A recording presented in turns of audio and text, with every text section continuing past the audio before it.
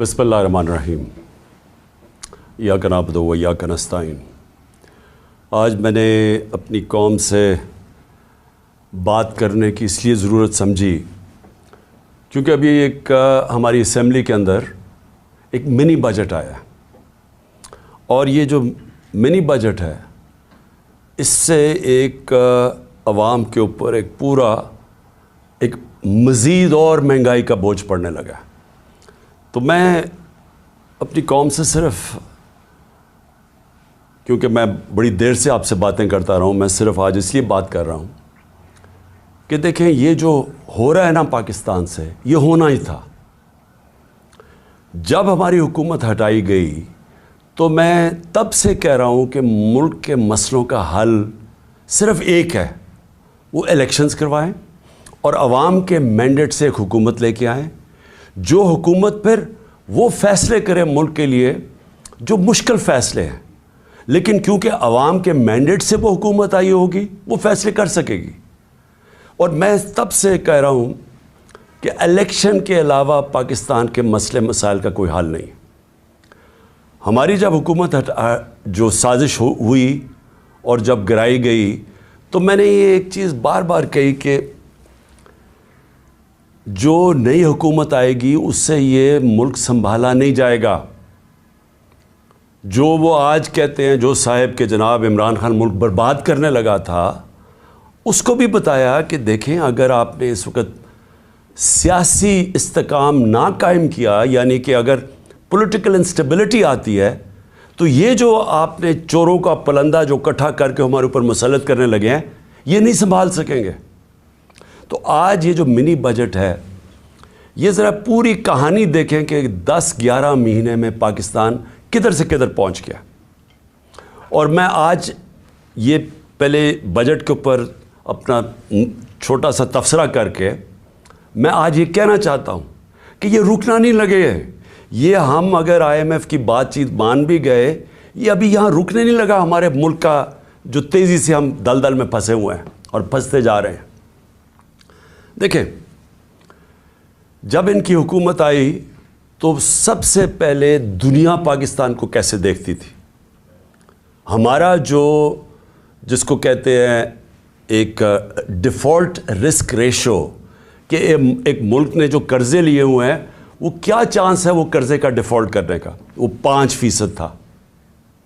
आज मुल्क के हालात ये हैं कि जो लेटेस्ट जो इंटरनेशनल क्रेडिट एजेंसी जो बताती है कि पाकिस्तान के माशी हालात क्या हैं, उसमें फिच एक एजेंसी है, उसने CCC- कर दिया पाकिस्तान को।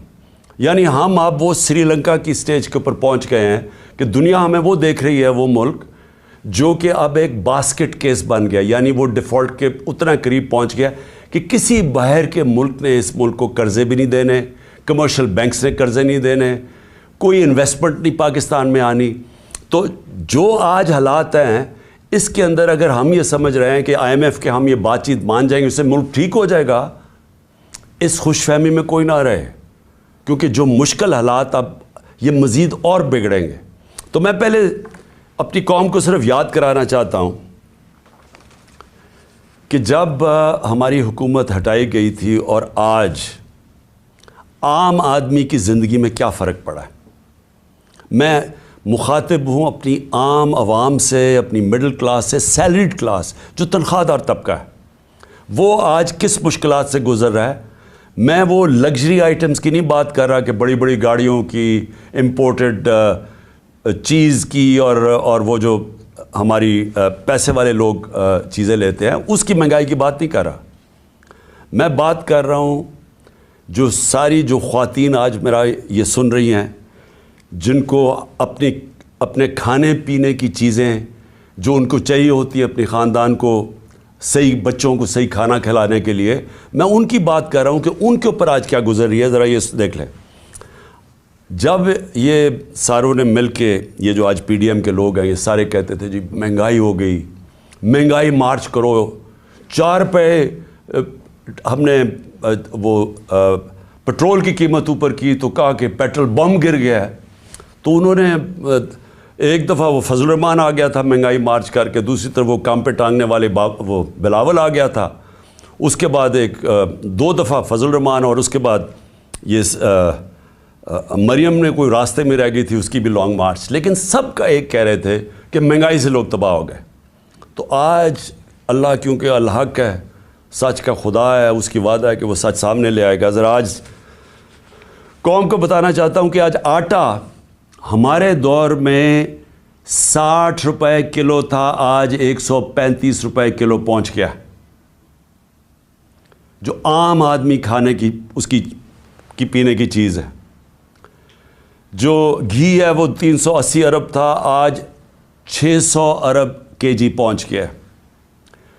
جو چکن عام آدمی کی، جو خاص طور پہ کبھی کبھی اپنے بچوں کو وہ چکن کھلاتے ہیں، وہ 335 روپے کے جی سے 700 روپے کے جی پہ پہنچ گیا. جو دالیں ہیں، جو عام آدمی گھروں میں، عام آدمی کی تو دال روٹی، پیاز کی قیمت دگنی سے بھی زیادہ ہو گئی ہے. دالیں گئی ہیں 250 روپے کے جی سے 400 روپے.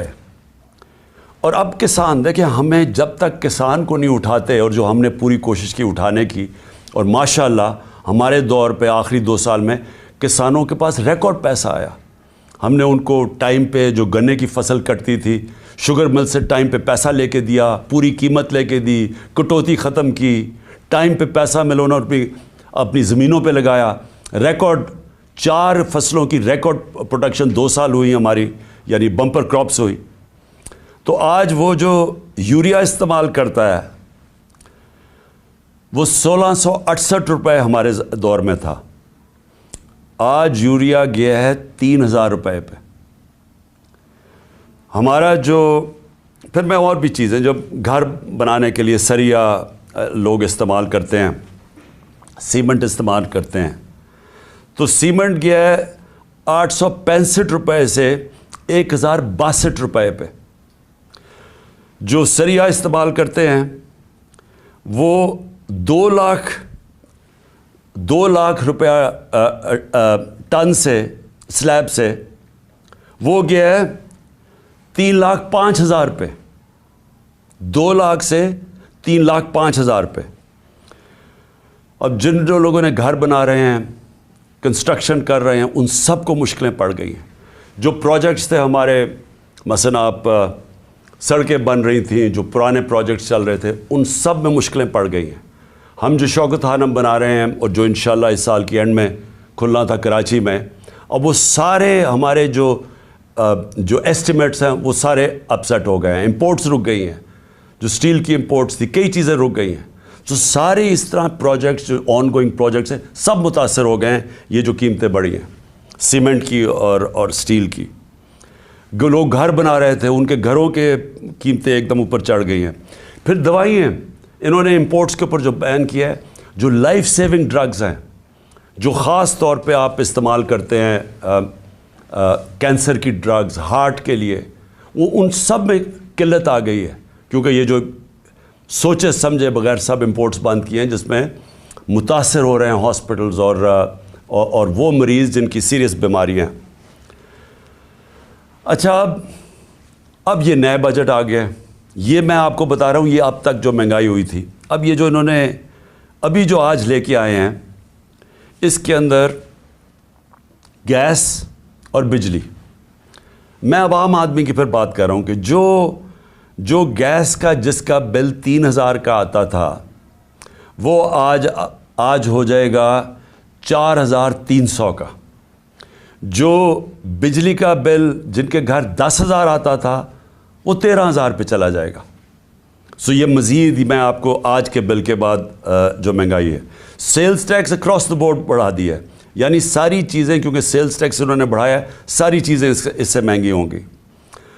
اور جو بھی میں نے سریا کی اور سیمنٹ کی بات کی تھی، ان کے اوپر جو گیس، سریا بنانے کے لیے جو سٹیل ملز کو گیس جاتی تھی، اس میں 14% انکریز کر دیا، تو اس کی قیمت اوپر جائے گی. سیمنٹ 10% گیس کی قیمت انکریز کر دی ہے، تو مزید اس کی قیمت اوپر چلی جائے گی.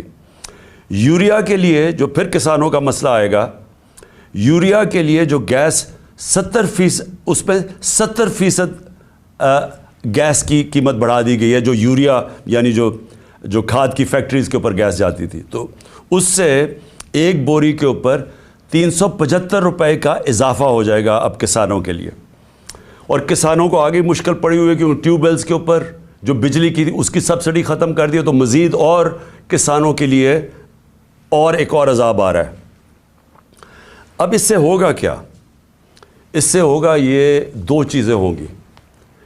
ایک، مہنگائی بڑھے گی.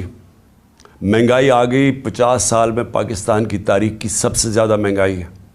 میں نے پھر سے کہا کہ ان کی ساری کیمپین ہمارے خلاف کیا تھی کہ ہم نے بہت زیادہ مہنگائی کر دی. ہمارے دور پہ جو مہنگائی تھی وہ 12% تھی، وہ آج پہنچ گئی ہے 30% کے اوپر اور مزید بڑھنے والی ہے. جو سب سے خوفناک چیز ہے، جو فوڈ انفلیشن، جو کھانے پینے کی چیزیں جو مہنگی ہوئی ہیں، وہ ہمارے دور پہ 16% تھی، آج 40% پہ پہنچ گئی.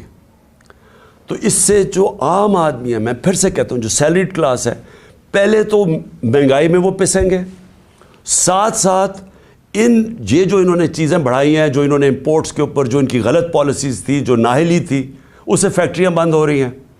ہماری جو ریکارڈ انڈسٹریل پروڈکشن تھی، ہماری جو انڈسٹری اضافی تیزی سے بڑھ رہی تھی، آج وہ منفی پہ چلی گئی ہے.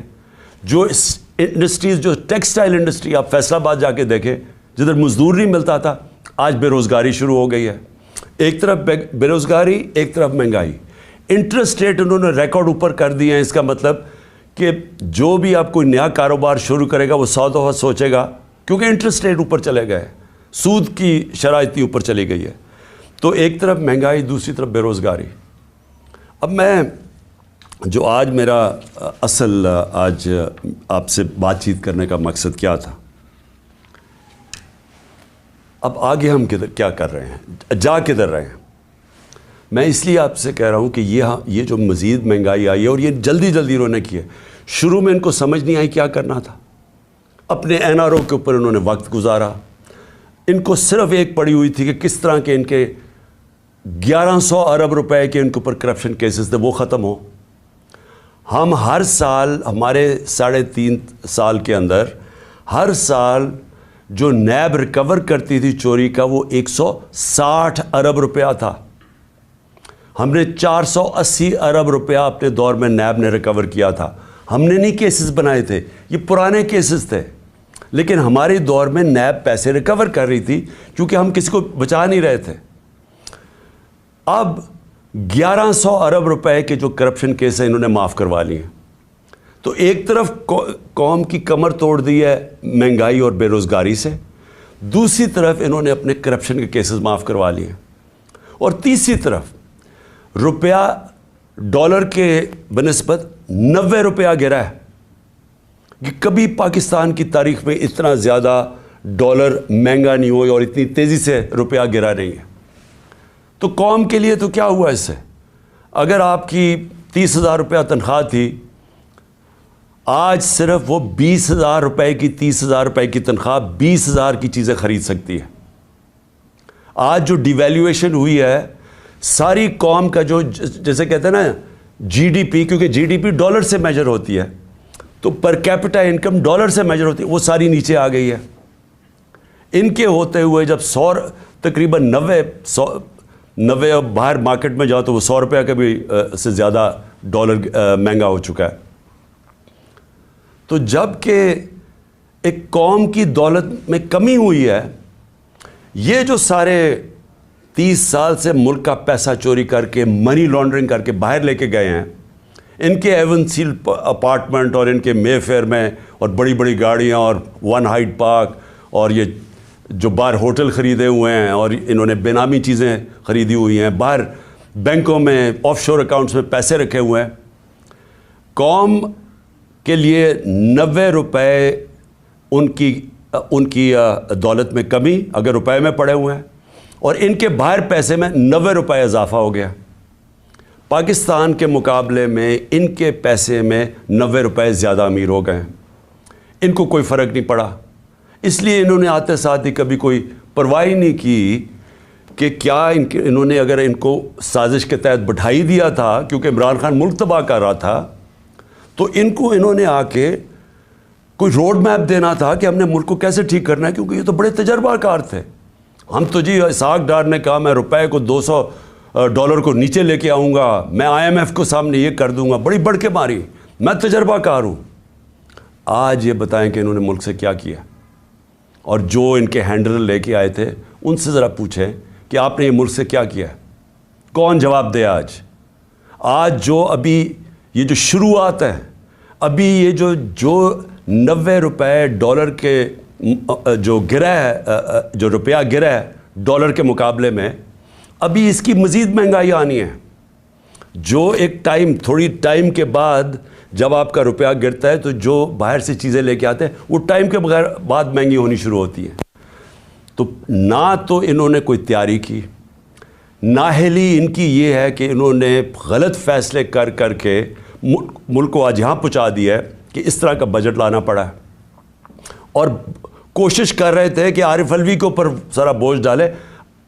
پارلیمنٹ میں بھی نہیں چاہتے تھے کہ ڈبیٹ ہو اس کے اوپر، اس سے کہتے تھے آرڈیننس سائن کرو تاکہ یہ بچ جائیں کہ پارلیمنٹ میں ان کے اپنے لوگ کیا یہ جو بجٹ لے کے آ رہے ہیں وہ کیا بولیں گے اس کے اوپر. قوم کے اوپر سارا بوجھ، خود اپنی کرپشن کے کیسز معاف، اور کوئی آگے راستہ بھی نہیں ہے، روڈ میپ بھی نہیں ہے. میں آخر میں یہی بات کرنا چاہتا ہوں کہ جو بھی ان کے بیکرز ہیں یہ سمجھ جائیں کہ ان کے پاس کوئی آگے کا راستہ نہیں ہے. یہ اگر سمجھ رہے ہیں کہ اس سے آپ IMF کے ڈالرز آ جائیں گے تو وہ یہ ایسے سمجھیں کہ یہ کینسر کا علاج ڈسپلن سے ہو رہا ہے، تھوڑی دیر کا تھوڑا سا آرام آئے گا، لیکن کینسر جب تک کاٹ کے نکالی نہ جائے یہ کینسر پھیلتی جائے گی، یہ قرضے بڑھتے جائیں گے، آمدنی سکڑتی جا رہی ہے. ہماری ریمیٹنسز جو ہمارے دور میں 17% انکریز کر رہی تھیں، ہماری ریمیٹنس میں 17% اضافہ ہو رہا تھا جو 31 ارب پہ پہنچ گئی تھی، وہ ان میں اب 11% کمی آ گئی ہے. تو پہلے تو اضافہ ختم ہوا اور پھر 11% کمی آ گئی ہے، یعنی جو ڈالرز آنے تھے ریمیٹنس سے وہ کم ہو گئے ہیں، ایکسپورٹس گر گئی ہیں ہماری.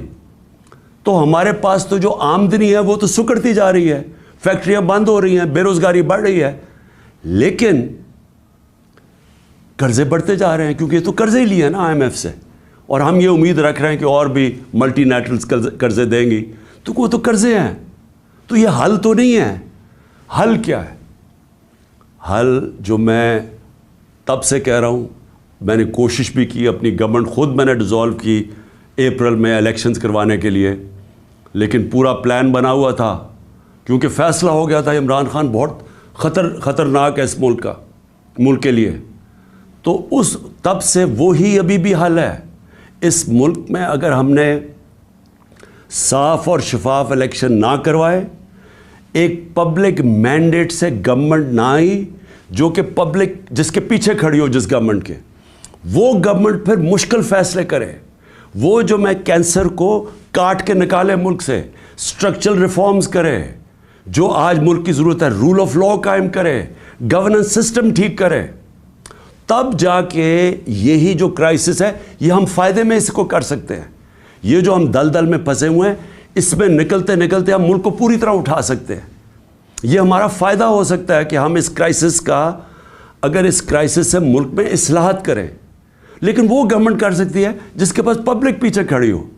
جب آپ کے پاس پبلک مینڈیٹ نہیں تو آپ ان PDM کے یہ جو اوپر 60% لوگ ضمانت پہ ہیں کرپشن کیسز پہ، اور ان کا سلوشن یہ ہے، کیونکہ ان کے پاس تو حل کوئی نہیں ہے، ان کا سلوشن یہ ہے کہ عمران خان کے اوپر 60 FIR کاٹ دو، اس PTI کے لوگوں کو جیلوں میں ڈالو، ان کے اوپر تشدد کرو، ان کو خوف پھیلاؤ، ان کو ڈراؤ دھمکاؤ، اور ان کو اور اس طرح کرو کہ جب وہ بالکل پارٹی ان کی ٹوٹ جائے تو پھر الیکشن کرواؤ.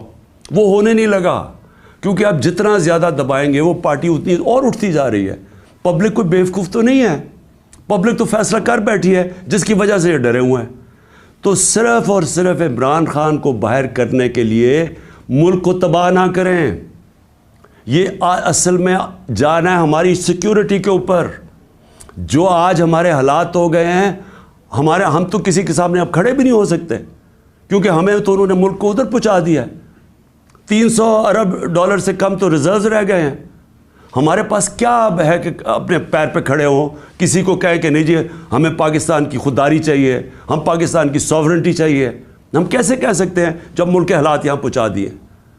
اس کے لیے اپنے ملک کو بچانے کے لیے طریقہ یہ نہیں ہے جو کیا جا رہا ہے کہ ہائی کورٹ کہہ رہا ہے کہ الیکشن کرواؤ, وہ الیکشن کمیشن جناب بیٹھی ہوئے کہ نہیں ہم الیکشن نہیں کرواتے, وہ بہانے مار رہی ہے الیکشن کے. پاکستان کا آئین کہتا ہے 93 میں الیکشن کرواؤ, یہ کوئی بہانہ مار رہا ہے, کوئی صرف ڈرے ہوئے ہیں الیکشن ہارنے سے. پاکستان کی آئین کی وائلیشنز جس طرح کی جا رہی ہیں اور جس طرح آگے پلان بن رہا ہے, یہ جو بھی لوگ سمجھ رہے ہیں کہ اس سے وہ اپنی ذاتی فائدہ اٹھا دیں گے, وہ ملک کو ڈبو دیں گے. اور میں آج اس لیے یہ کہہ رہا ہوں کہ ہم بڑے آرام سے ملک کے اندر اس وقت اگر ہم چاہیں, اتنی بڑی پارٹی ہے, ہم اگر وہ مظاہرے کریں اور ملک بند کرنے کی کوشش کریں, اسٹرائکس کریں, ملک تو آگے حالات برے ہیں. اس لیے ہم نے پرامن احتجاج کا فیصلہ کیا ہے کہ ہم جیل بھرو تحریک شروع کرنے والے ہیں, بتانے کے لیے کہ آپ اس طرح ایک ملک کو استعمال تھوڑے سے لوگوں کے ذاتی مفادات کے لیے نہیں کر سکتے. یہ ملک 22 کروڑ لوگوں کا ملک ہے. یہ تھوڑے سے لوگ اس ملک کو اپنے مفادات کے لیے تباہ نہیں کر سکتے. اس لیے ہم جیل بھرو تحریک کی پوری تیاری کریں, میں اناؤنس کرنے والا ہوں. اور لوگوں کو صرف خوف دور کرنے کے لیے کہ یہ سمجھتے ہیں کہ خوف پھیلا کے جیلوں میں ڈال کے FIRs کر کے یہ اسی طرح بیٹھے رہیں گے, اور پھر کسی نہ کسی طرح دھاندلی کر کے ایک وہ الیکشن کمیشن, بے ضمیر الیکشن کمیشن کے ذریعے ایک جانبدار الیکشن کمشنر کے لیے, یہ جو چیف الیکشن کمشنر ہے اس کو استعمال کر کے کسی طرح پھر ان چوروں کو مسلط کر دیں گے.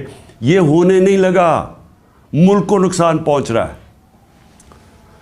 اور میں آخر میں اپنی ساری قوم کو کہنا چاہتا ہوں, پھر سے میں ایک بات کہنا چاہتا ہوں اور بات ختم کرتا ہوں کہ دیکھیں وہ ہم اس موڑ پہ کھڑے ہو گئے ہیں جس کا ہم سب کو خطرہ تھا کہ ایک دن جب سے یہ امپورٹڈ حکومت آئی ہے کہ خدا نہ خواستہ ہم یہاں نہ پہنچ جائیں. ہم وہاں پہنچ گئے ہیں.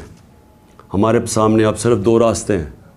ہم چپ کر کے اب انتظار کریں کہ مزید ملک تباہی کی طرف جائے, یا ہم ایک پرامن احتجاج کی تحریک کے اندر سب شامل ہوں اور بتائیں ان کو کہ آئین اور قانون کے بغیر کوئی دنیا کا معاشرہ نہیں چل سکتا.